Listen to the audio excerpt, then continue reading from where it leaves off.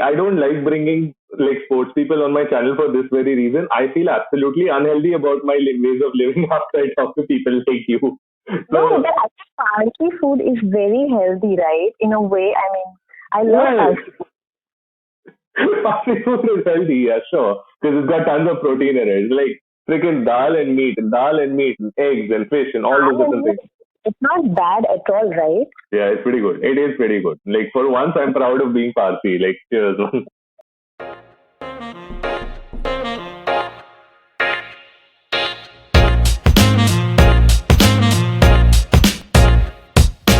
Welcome back to the channel, guys. Welcome back to Bata. My name is Sid, and today I've got with me someone I should actually be kind of scared of because she can beat the fuck out of me. Ishika Thite, who happens to be an MMA fighter. Ishika, welcome to the channel. Hi. We're Thank you gonna, so much. are most welcome, Baba. We're gonna talk about MMA. We're gonna talk about fitness. We're gonna talk about a lot of things that are health related. थोड़ा बहुत इनसे Covid के बारे में भी पूछ ही लेते भाई. What are you doing these days? Quarantine में क्या चल रहा है? But lockdown, all relaxing, training a bit, and spending time with family, reading some books, trying a little bit of cooking. But वो भी ऐसा healthy cooking type से रहेगा, right?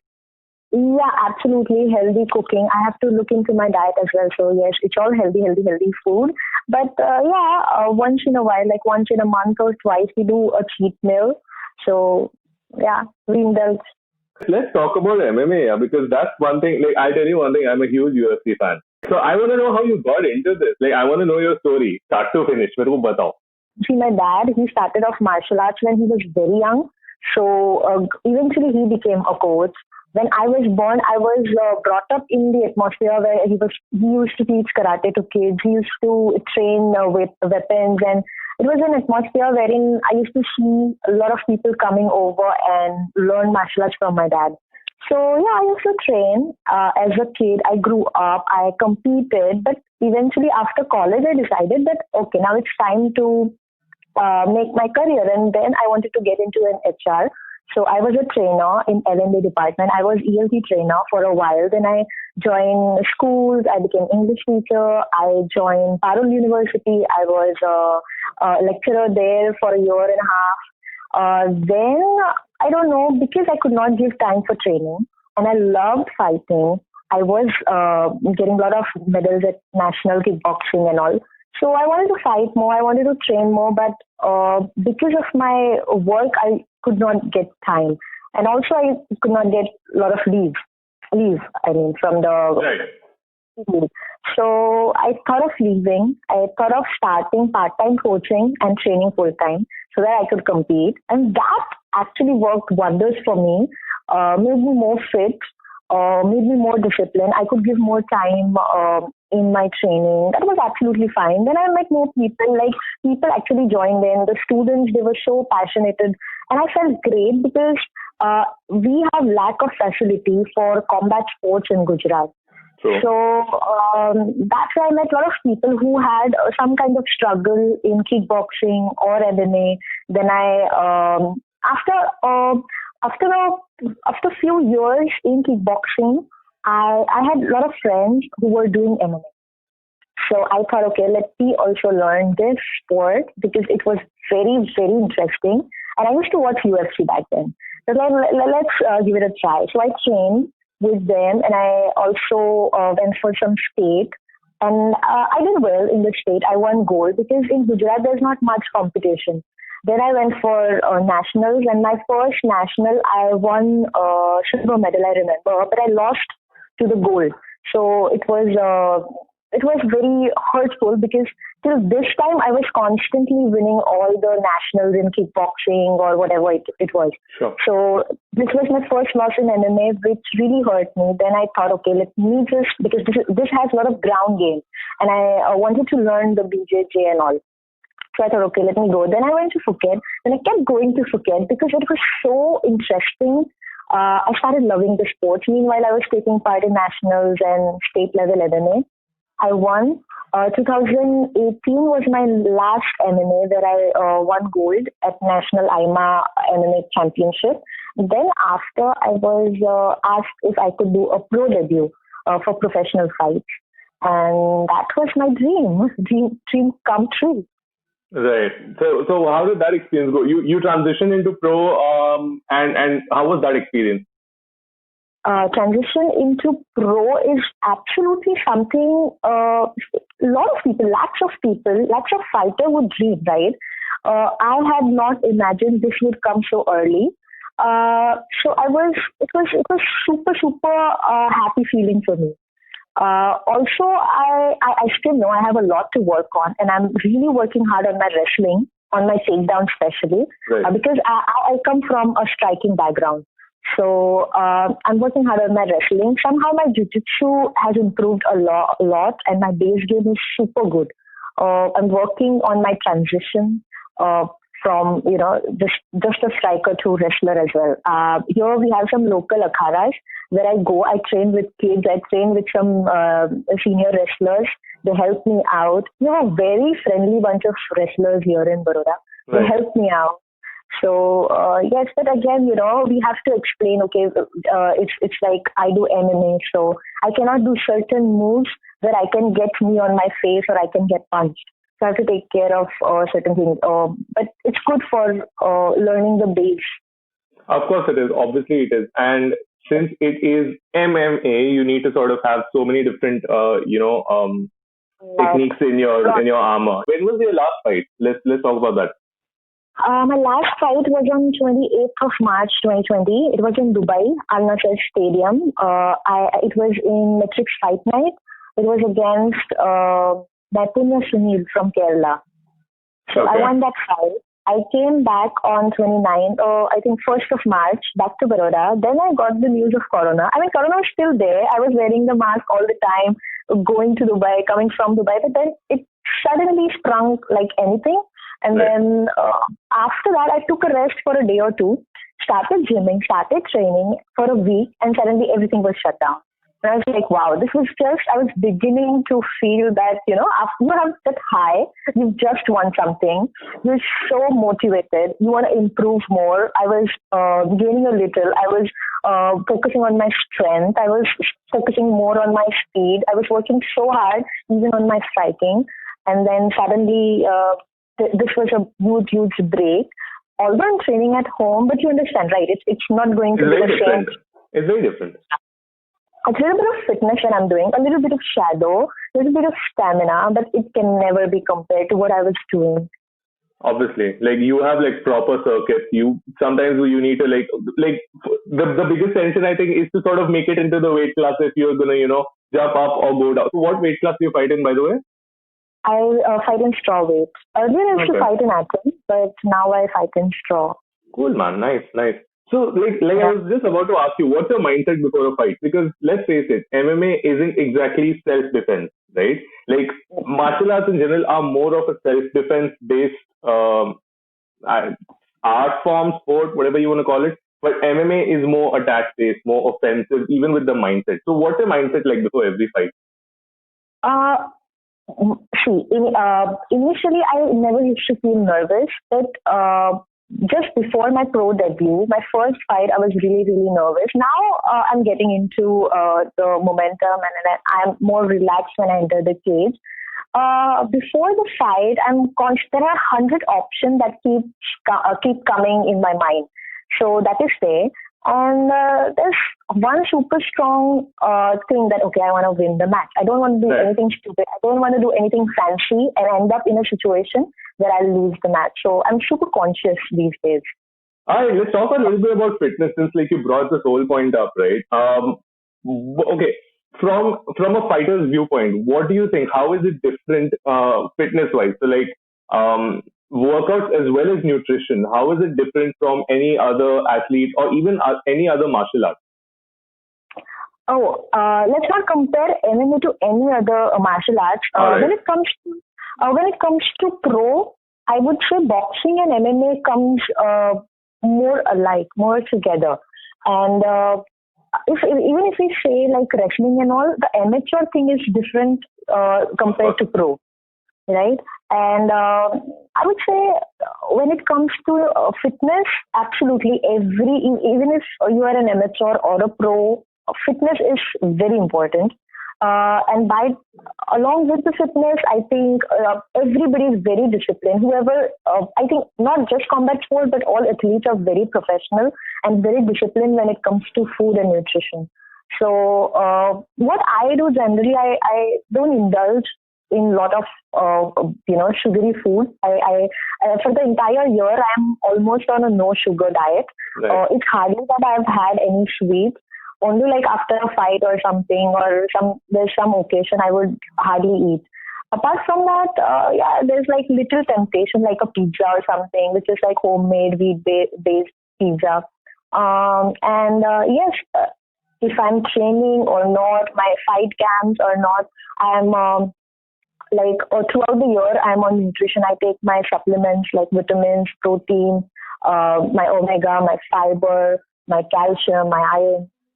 So tell us about your experiences in the cage. Like, I know for a lot of people that haven't even been in and just, even from like the outside, just watch the whole thing, have been quite terrified of what goes on in those eight walls, if you want to call it. So what is it? How is the experience inside the cage?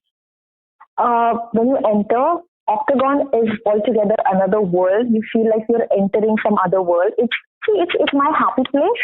But again, there's not a lot of pressure on you. Of course, you want to win. So, but every time I enter, as I said, it's my happy place. I want to go again after the fight. Even if I'm a winner or a loser, as soon as I step outside, I feel okay. When is my next fight? You have that feeling.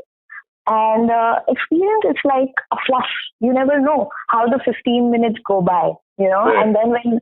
And then when you go back to your hotel, you're watching the fight again. You feel like, oh, mujhe to aisa karna tha. Oh, I could have done this. Right. You feel. I re-watch my match every night after my fight for so many months. So it keeps on going that way. Understandable, yeah, totally understandable.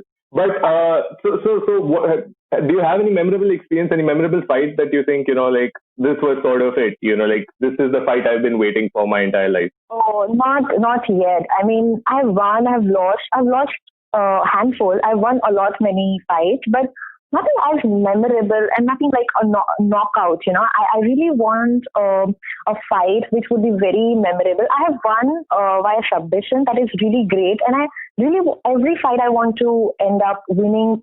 By submission. I really don't want my fights to go on decision. But Right. somehow I could not finish my last fight. I wanted to finish it. Apart from that, there's nothing very memorable. I've not outperformed myself ever. But yes, I'm trying. Maybe my next to next fight, I'll go for a knockout or something like that. It's a little fancy, which will be very memorable for me. So tell us a little bit about what the facilities are like and where you think, maybe India as a country can improve with, facilitating fighters. Right. I mean, starting off, when you say about skills, I feel Indians are skilled. They can put in a little bit of hard work. I mean, that's what they lack, and a little bit of discipline. When I go to Phuket, when I train with other foreign fighters, I see a lot of more discipline and hard work in them. And also, they don't have a lot of other things on mind. If they're training, they're just training. Here, the Indians, poor people, they are training, they're working, they're taking care of their family. So there's a lot of, even with me, I'm taking care of my gym, I'm training other people, and then I'm training myself. I'm going around for camps. Somehow we lack a little bit of training facility in India, especially in Gujarat, I feel. I have to travel all the way to Assam, to Delhi, to Phuket for my fight camp. So I'm not at peace when I'm, training for my fight. So that is there. Do we even have a cage? Forget about a cage. Do we have a ring over here in Baroda? No, not really. I don't think so. Yeah. Like most of the fights, even for kickboxing, they happen on tatami, the karate mat. Right. So that is not good. And mostly all the, kickboxers here in Baroda, they are all tatami fighters, the point fight, which happens like karate. Mostly that's not kickboxing. That's like a karate form of kickboxing. Right. That happens. Like in WACO, the World Association for Kickboxing, there are 6 forms of fight. 3 are very light touch, which happens on tatami. And 3 are hardcore full combat fights, full contact, low kick, and K1. That happens in ring. Now, those full contact fights, they have a lot of scope. if a fighter is good, he can go up to Glory, which is a professional kickboxing league, like UFC, which is for Right. MMA. They have Glory for kickboxing. But the tatami fighters cannot go anywhere because it's just light touch. Sure. They cannot even transition into MMA that well. The K1 fighters are amazing kickboxers. And yes, I remember you were saying about how a person who has a decent background in combat can transition into MMA, and if he wants to go into professional fight. Right. Right now is a very good stage, I would say, for Indian MMA fighters who aspire to become pro. So initially they need to go to a decent gym, get a coach.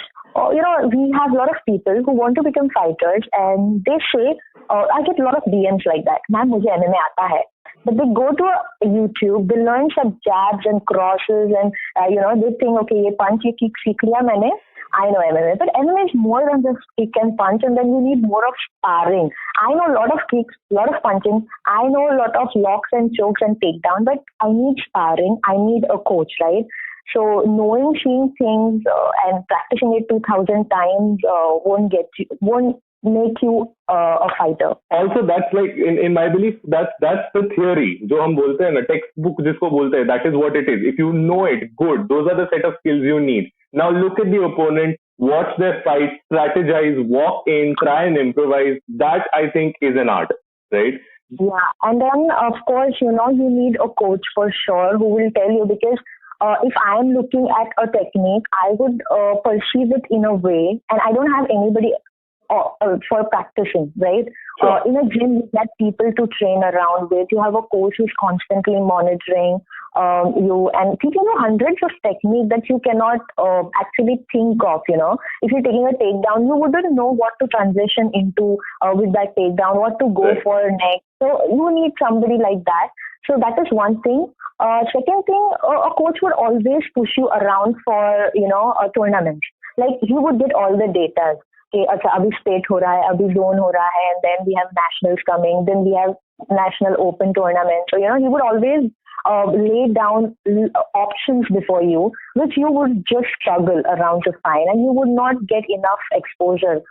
So point two is take a coach, practice, learn, and then compete in a lot of tournaments, have a good record in your amateur career, and then there's a lot of semi-pros happening, which Right. would actually give you a feel of a pro. I also fought in X1 International, which happened in Mumbai, That's nice. which is actually very good promotion they are having. So Vicky sir is one of the person who's heading this, along with Priksha ma'am. So yes, that is one league which is very good happening, and giving chance to all the amateur for the transition. So after that, I don't know, I just got the offer for pro, but if nobody gives you an offer up front, you can always go sort it out. We have good leagues like Metrics Fight Night. You can always go send them your fight videos and all, and they look into it. But right now is a time wherein a lot of new talents are coming up in India, and we have a very good promotion for Pro League also. Yeah, true. But do you think MMA not being as popular as say other forms of combat sports per se is do you think it's a cultural thing? Do you think it's just not promoted at the household level, or what is it? I think it's more about the timing. MMA is comparatively very new to India. Second thing, in India, we are more focused on kid-friendly sports. Like you say cricket, oh my God, it's so famous. You say karate, of course it's very famous, right? Judo, all kids do it. But as they grow up, and when it comes to place like Gujarat, they wouldn't go. If they get punched a couple of times, they would leave that sport and join something like tennis or some other. So again, as people grow, they wouldn't want to stick around such sports. But if you consider places like Delhi, Haryana, Punjab, people are very much very strong, I would say, and they want to do something in this kind. So yes, there are a lot of people from that area, and Gujarat lacks people who want to make career. That is so true. That is so true. That is one, I would say that is one thing that hurts me more because when I go for any tournament, when I used to go for a tournament, there used to be hardly any girls with me. There were like 20 boys for kickboxing national. I used to be the only girl from Gujarat. And people don't really consider Gujarat fighters that tough. They used to like, अच्छा गुजरात से है ये तो आराम से fight कर लेंगे हम. So Yeah. they have this kind of we have this kind of impression, and I know you don't really relate to Gujarat in this place, but I strongly You have made all the points. Why? It's because let's face it, we are dhokla पापड़ा वाला country. We are nothing else. हम लोग यही हैं. We are eaters. We are not conscious about our health. Gujarat isn't exactly meant for, like you mentioned, we don't exactly promote anything physical. Sports in general हम ज़्यादा promote नहीं करते हैं, and right? we like as a kid is born and all we're like kilo kilo, but eventually you have to take care of the business, right? Pano dhundo. Yes. So it's like, yeah, so we have that kind of mentality. See, eventually when I went to my dad's, thing, so yeah, it's like everybody turns out okay, whatever dad is doing, we'll end up doing the same thing. जाते जाते, I just want to ask Ishika, is there any message you would like to give to youngsters today, as an athlete in India? What would you like to tell the people? I want to tell that, there's a lot of scope in combat sports, especially in MMA, which is very effective on street as well. So I want people to train. I want a lot of people to come in, train MMA. Also, it will keep you very fit. It's just a perk. You train and surprise, you're so fit suddenly. So it's like you don't really have to do anything extra to make yourself fit. Apart from that message to people who are especially in Baroda, Gujarat, those who want to pursue MMA as a career, we have a very good gym which is owned by me. So we have very good training facility for kickboxers. You run a gym? Yeah. I have a gym at Vasna Bailey Road. It's the Dojo MMA and Fitness Gym. So whoever wants to come train, it's a very good facility. We have very strong-headed people coming in training. So yeah, they can come and they can train with us. We would love to have more people around. Awesome. I'm going to put the links to everything. I'm going to put the links to Ishika, Instagram, Facebook, whatever. I'm going to put the links to the gym as well down there. Go follow them. And Ishika, what is your mantra to success, Baba? If you were to sort of summarize it in one line. It's like I absolutely do nothing extra. It's just kickboxing, MMA training. And it's like I'm telling you, I don't really do anything extra. I don't really walk. I don't really go running. No, it's like whatever is my routine, I have to just follow, stick to my training routine. And that's it. That's more than enough any human can do. That's awesome. That's awesome. Guys, you heard the lady. I would personally also recommend a lot of combat sports. It's a good fitness thing in general. I mean, a lot of people do a lot of things which focus on cardio based activities, but this sort of builds your core strength as well as your skeletal muscles very well.